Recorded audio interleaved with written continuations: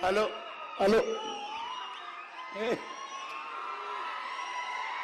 పాడతారా? ఓకే.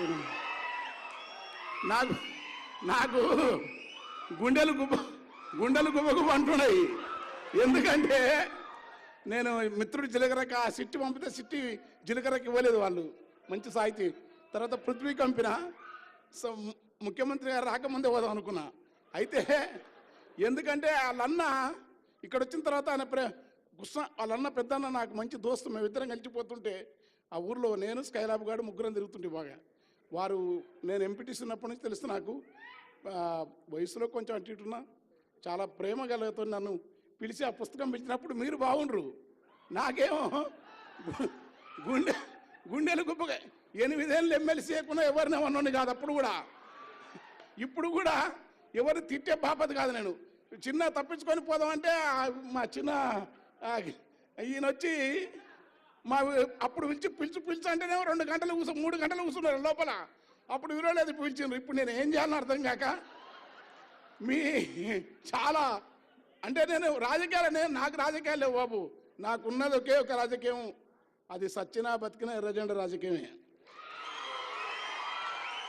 అంటే ఎర్రజెండ మళ్ళా దాంట్లో కూడా సీరియస్గా, నేను దాంట్లో కూడా సీరియస్గా ఎర్రజెండా యోధుని కాదు.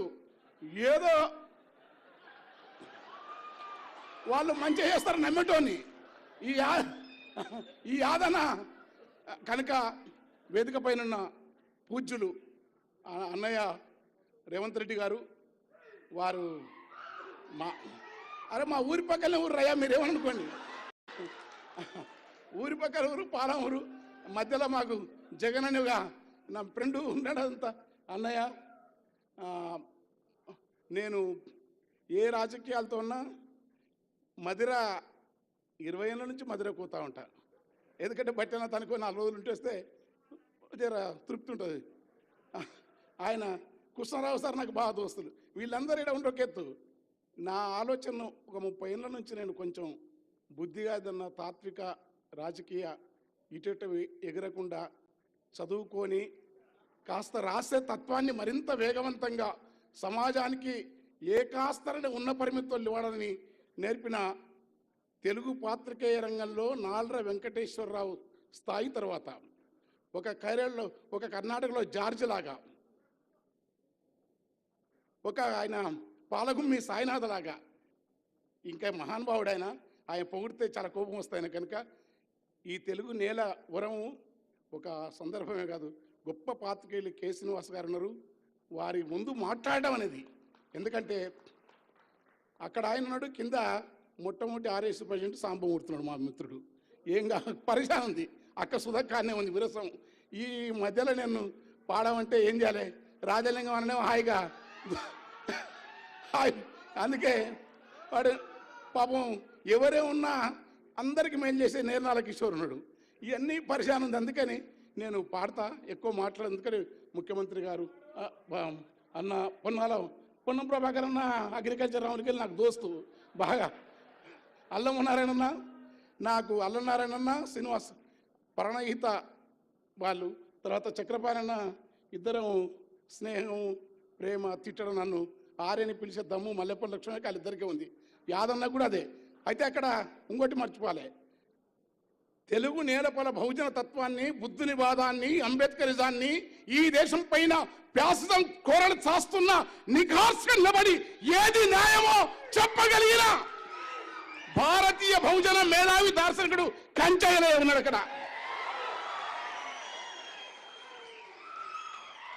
ఒక ఐఏఎస్ ఆఫీసర్ ఉండి కూడా వరంగల్లో ఎట్లా ప్రజలకు చేయవచ్చు చేసి, అంబేద్కరిజం ఒకటే కాదు, ఒకటైతే కొంప మునుగుతుంది. మార్క్సిజం అంబేద్కరిజాన్ని నమ్ముతున్న మాధవరావు గారు ఈ వేదిక పైన సింగరేణి కార్మిక ఉద్యమం నుంచి ఉద్యమకారునిగా ఎదిగి ప్రజాగీత రచయితగా మా అన్న మంచి సౌహృదుడు జయరాజన్న ఇట్లాంటి వేదిక మీద ఉండటం ఎంత బాగుంటుంది.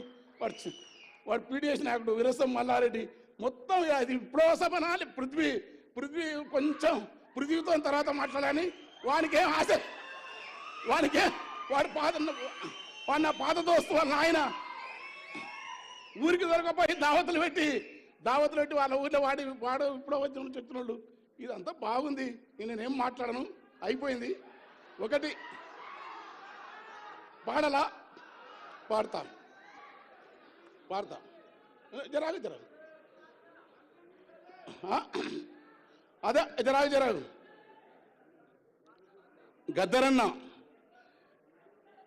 గద్దరన్న పాటకు నా చూపేరిన పాటకు వస్తా నా చూపేరిన రాళ్ళు మెత్తనైపోతావి, చెట్ల పాదుల కాడ సెలిమలూరుతాయి, తీరాన తీతువా గద్దరు పాటకు ఆకాశం ఎగిసి శోకావలంటుంది, తాబేళ్ళు దరిబావి తాళాలు వేసేను, లోగిళ్ళ కొట్టములో పిచ్చుకలు పలికేను, గద్దరంటే యుద్ధ గీతొకటే కాదురా, గద్దరంటే జగతి జాలి గుండె బుద్ధుని పాదంబురా, కరకు కత్తులకెదురు నడిసిన గద్దరు. కాల్పులు జరిగినాయి, మహాకవులు అంటున్నారు, నేను ఎర్రి మనిషిని, గద్దరు అనేది పాట రాయలే. ఏం రాయలే? పాట మీద నువ్వు తూట వేల్చినవు, పగబట్టి నువ్వు మురుస్తున్నావు. పాట మధ్యలో తాను ఎక్కడుందో డోలకి డప్పందిరా. పాట మధ్య చెట్లకు మాటలు నేర్పాను, పాట లొద్దిమారులకు యుద్ధము నేర్పాను.